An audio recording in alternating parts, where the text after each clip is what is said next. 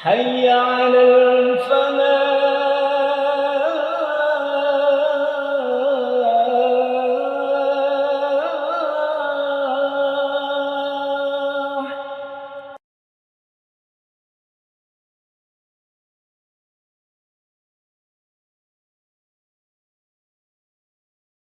Bismillahirrahmanirrahim. Assalamualaikum warahmatullahi wabarakatuh.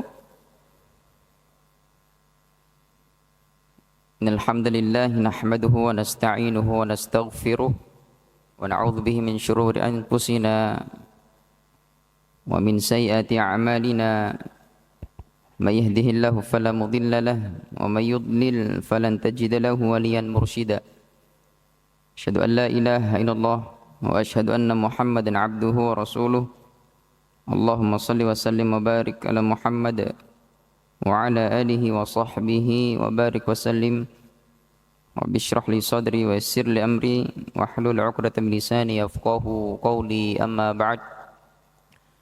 Jamaah Masjid Al-Falah rahmat Allah Subhanahu wa taala. Mari bersama-sama kita lanjutkan muthala'ah hadis kita sembari kita menunggu tibanya azan maghrib. Dan jemaah sekalian Allah Subhanahu wa taala,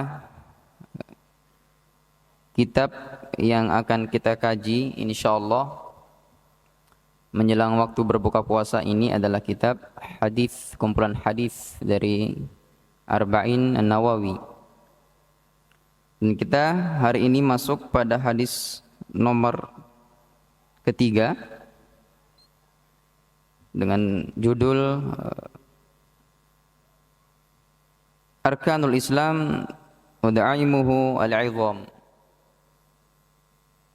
Perkara-perkara atau rukun-rukun Islam dan perkara-perkara yang agung, yang sangat luar biasa dalam Islam.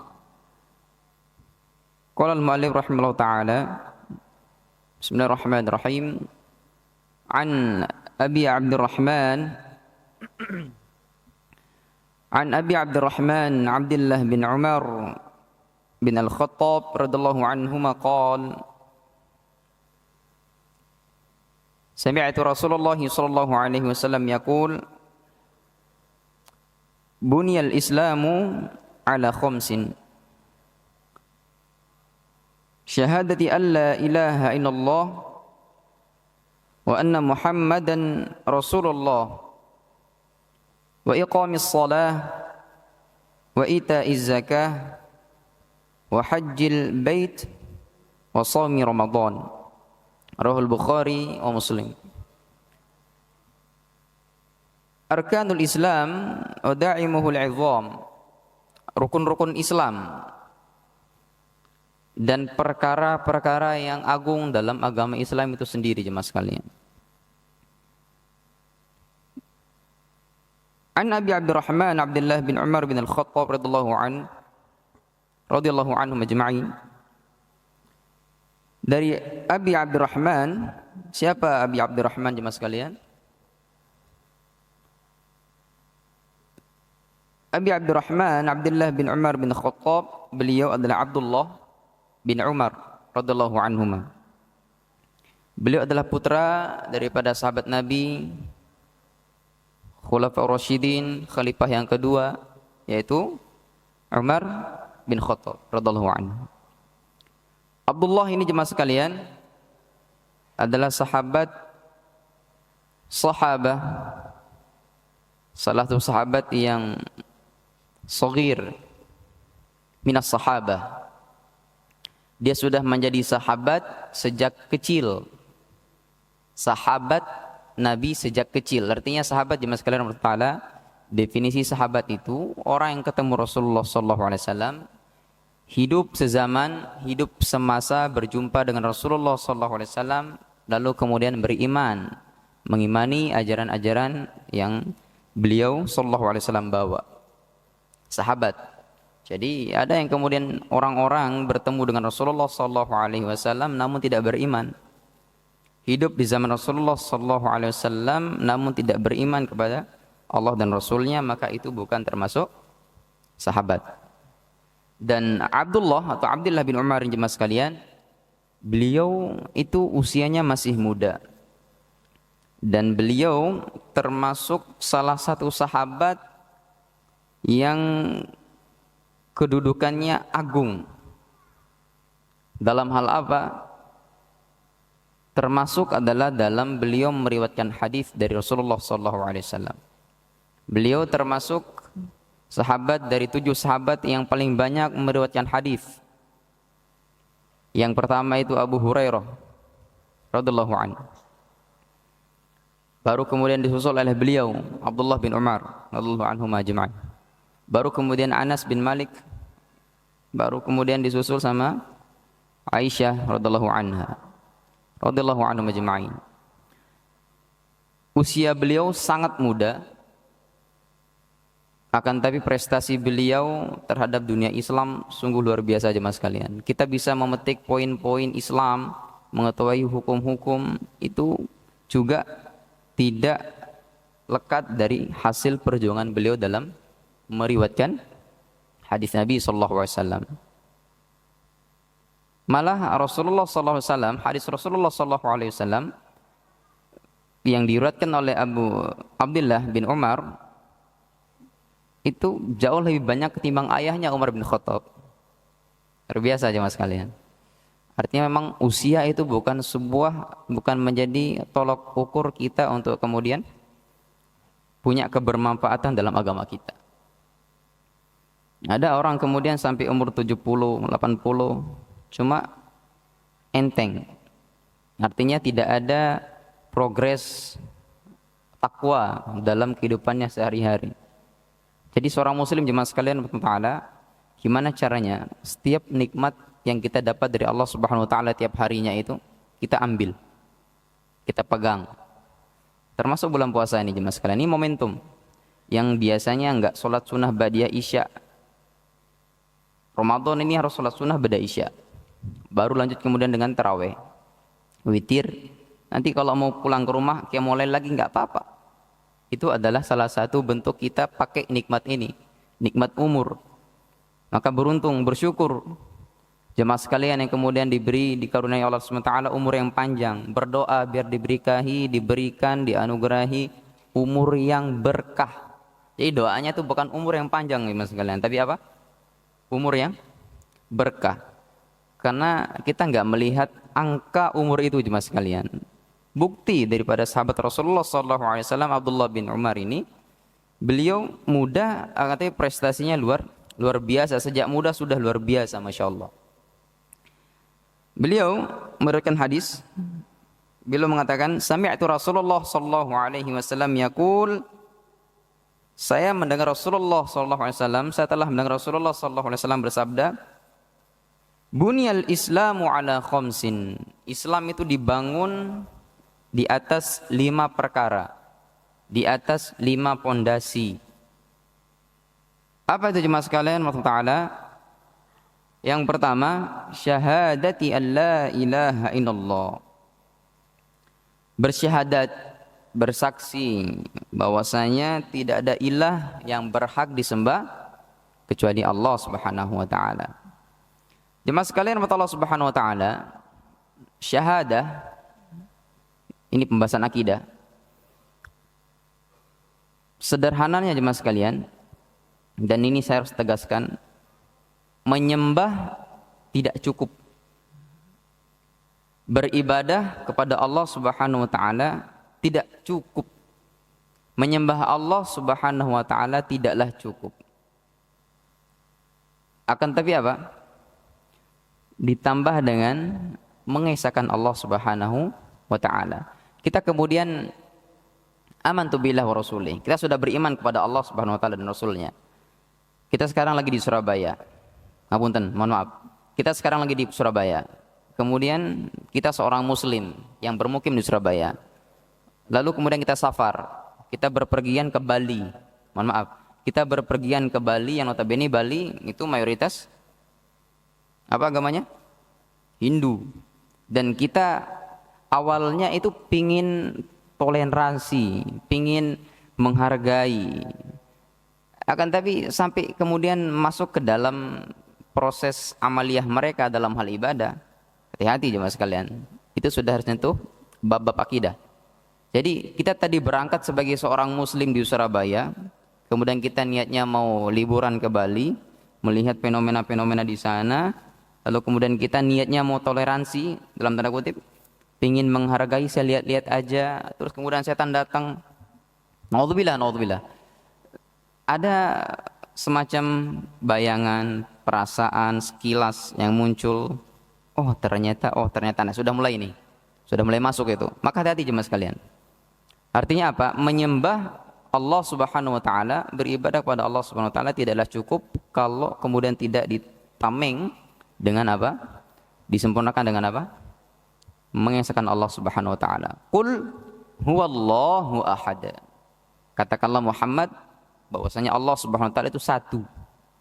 Jadi kalau kita kemudian sudah amantu billah wa rasulih, kita sudah mengatakan diri kita beriman kepada Allah Subhanahu wa taala, mendeklarasikan iman kita kepada Allah Subhanahu wa taala dan Rasulnya, maka dengan zat satu itu kita fokus, enggak melebar ke mana-mana jemaah sekalian. Itu yang perkara atau poin yang pertama. Kemudian wa anna Muhammadan Rasulullah sallallahu alaihi wasallam.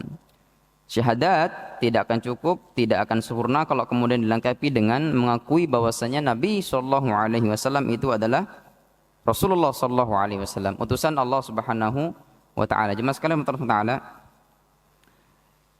Rasulullah sallallahu alaihi wasallam itu diutus untuk semua kalangan, diutus untuk semua umat manusia, diutus dan dipersembahkan kepada seluruh alam. Beda dengan para nabi-nabi sebelumnya. Para nabi-nabi, Nabi Ibrahim, Nabi Musa, Nabi Isa, itu hanya untuk kepada kaum-kaum tertentu. Nabi Musa contohnya, kepada kaum apa? Bani Israel. Dan jemaah sekalian, kita yakini itu, kita percaya itu, bahwasanya Nabi Musa itu diutus hanya kepada Bani Israel aja. Tapi jenengan perhatikan hari ini, berapa banyak orang-orang yang kemudian menjadi Nasrani, menjadi Kristen, orang-orang ngapunten, mohon, yang sipit-sipit itu juga masuk itu. Wallahu alam, itu pengaruhnya bagaimana, penyebarannya seperti apa, aneh kalau kita pikir ya. Karena itu satu kaum. Nabi Musa itu untuk Bani Israel. Sedangkan Nabi sallallahu alaihi wasallam, Nabi Muhammad Rasulullah, beliau itu kepada semua kalangan, semua orang masuk, semua umat, dan berlaku sampai akhir zaman. Makanya karena kemudian setiap nabi itu, mulai dari Nabi Adam, Musa, Ibrahim, Isa, itu pasti membawa kabar bahwasanya nanti di akhir zaman ada nabi yang akan diutus oleh Allah SWT sebagai nabi dan rasul terakhir, yaitu Ahmad, Muhammad, ya, sebagai nama-nama meskipun beda, akan tapi yang dimaksud di sini adalah Rasulullah sallallahu alaihi wasallam. Maka syahadat yang kedua poinnya adalah beriman dan mengakui bahwasanya Rasulullah sallallahu alaihi wasallam adalah utusan Allah Subhanahu wa taala. Perkara yang ketiga jemaah sekalian adalah wa iqamis shalah. Dirikan salat, jangan tinggalkan salat jemaah sekalian, penting salat ini. Salat itu sangat-sangat penting. Berapa banyak ibadah yaumiyah kita, saya katakan Anda berani menginfakkan harta Anda 100 juta, berapa korupsi Pertamina itu? Hampirnya itu 1 kuadriliun. Jenengan infakkan itu buat orang, ya buat sosial, kegiatan sosial. Anda enggak sholat, sama aja. Karena yang dihisap itu adalah sholat Anda. Yang paling pertama kali dihisap adalah sholat. Maka teman-teman mungkin yang punya, termasuk saya jemaah sekalian, latar belakang sahabat, teman kita, karib kita itu berbeda-beda, latar belakang yang berbeda-beda. Ada yang hobi dangdutan, ada jadi mohon maaf jadi LC itu apa, orang-orang awam, orang-orang umum, background umum, terserah mereka seperti apa, itu bukan urusan kita. Kita cuma tekankan jangan melihat profesimu, tapi lihat hal dan hak Allah yang pertama yang akan engkau tunaikan adalah apa? Yaitu sholat. Maka dengan kita kemudian mengatakan saya adalah seorang penyanyi dangdut, maka saya nggak sholat, itu salah. Tidak melihat kepada profesi. Syahadat, kenapa kemudian tadi itu dikatakan deklarasi iman pertama kali dengan menyebut Allah sebagai ilah, sebagai Tuhan, sebagai Rob yang esa, baru kemudian disusul dengan Nabi Muhammad SAW sebagai Nabi dan utusan Allah. Itu kalau kemudian kita sudah mengatakan itu, mendeklarasikan iman kita itu, maka poin-poin selanjutnya itu bakal menyusul jemaah sekalian untuk kita kemudian apa? Tunaikan. Maka di sini barulah masuk amalia yang pertama, yaitu apa? Qomis sholat. Dirikan sholat. Jangan tinggalkan sholat jemaah sekalian. Sholat itu luar biasa. Azam. Makanya judulnya di sini wadaimuhu al-'idham. Hal perkara yang agung dalam sebuah agama, yaitu agama Islam. Ini sangat-sangat fundamentalis. Sekarang bulan Ramadan, salat salah satu bahasa atau istilah diksi yang Rasulullah SAW pakai selain siyam adalah qiyam. Artinya apa? Puasa bukan cuma hal pokok yang harus ditunaikan ketika masuk bulan Ramadan, akan tapi qiyam jemaah sekalian. Qiyam min nawam, apa artinya itu? Bangun berdiri dari tidur, dari posisi tidur. Artinya mungkin kalau kita jam 1, 2, 3 malam itu kita tidur, biasanya di hari normal, pas masuk bulan Ramadan, Anda harus qiyam. Yang setelah ba'diyah isya, jenengan mungkin katakanlah cuma witir, alhamdulillah. Itu Anda kemudian kalau sudah menyentuh bulan Ramadan, masuk bulan Ramadan, maka Anda harus qiyam. Qiyam, siyam ini digandeng jemaah sekalian. Maka penting sholat itu dilatih. Yang mungkin sholat sunnahnya, ba'diyah, qobliyahnya jarang, mulai dari wajib dulu. Karena wajib ini yang paling penting jemaah sekalian. Baru kemudian ditambahi, dibumbui dengan sunnah-sunnah yang lain. Kita masuk ke perkara yang keempat, yaitu tentang perkara al-'idham, perkara yang paling agung dalam sebuah agama Islam. Wa ita'iz zakah, tunaikan zakat. Dan momentum Ramadan ini nanti kita akan ada zakat, tunaikan zakat, zakat fitrah, zakat mal, zakat-zakat yang lain jemaah sekalian. Monggo jenengan kalau mau pribadi, kalau mau disetorkan ke lembaga amil-amil zakat, tafadhol, bisa. Yang penting poinnya jangan sampai kemudian kita tidak tunaikan zakat, enggan membayar zakat. Jemaah sekalian tahu, Rasulullah SAW kemudian mengatakan nanti di akhir zaman itu Allah bakal mendatangkan seekor ular. Dalam sebuah riwayat itu seekor ular yang besar, ya, yang digambarkan ular itu sisiknya itu mengelupas yang berada di kepala. Mengelupas. Kenapa mengelupas? Itu dikarenakan racun-racun yang berada di mulut atau di pinggir mulut ular itu. Lalu kemudian ular itu mengatakan, saya adalah hartamu, saya adalah simpananmu. Ini bagi orang-orang yang kemudian nggak mau bayar zakat, dililitkan di lehernya sampai kemudian ular itu bilang, saya ini adalah hartamu, saya ini adalah simpananmu, maka rasakanlah hari ini. Naudzubillah min dzalik. Itu poin yang keempat. Maka tunaikan zakat jemaah sekalian insyaallah. Wa hajjal bait, ya, kasrah, ya. Jadi ini masalah haji. Saya lihat jemaah sekalian di media sosial platform sekarang itu, orang-orang kita ini unik memang. Hajinya itu yang lagi viral itu pakai galon. Pernah lihat jenengan? Bikin rakit kapal pakai galon, kemudian nyebrang sungai, tujuannya ke Mekah. Indonesia ke Mekah gitu ya. Indonesia tuh Mekah, pakai rakitan galon itu buat perahunya. Belum lewat Samudra Hindia itu. Jangan Samudra Hindia, ini sungai apa di Surabaya yang terkenal? Bengawan Solo ini sudah. Ada lagi yang jalan kaki dari rumahnya seberang jembatan, baru kemudian tulis banner bilang Desa A tu Mekah begitu. Unik orang-orang kita jemaah sekalian. Itu buat apa? Alhamdulillah niatnya untuk kemudian haji. Tapi perhatikan. Kata Allah, ada kata inistata'a atau manistata'a. Ada kata ketersanggupan. Sesuai spek jemaah sekalian, sesuai ukuran kita, porsi kita, kemampuan kita, entah itu dari kesehatan, amwal, mal, apa namanya ini, finansial, dan ada faktor-faktor yang lain menjadi pertimbangan untuk kemudian wajib keluar dari kata ini istata'a tadi itu. Kalau kita mengambil contoh dari perahu yang dibikin dari galon-galon bekas itu, nyebrang sungai, saya ngajak jenengan berpikir udah. Berpikir matang baru kemudian jenengan eksekusi.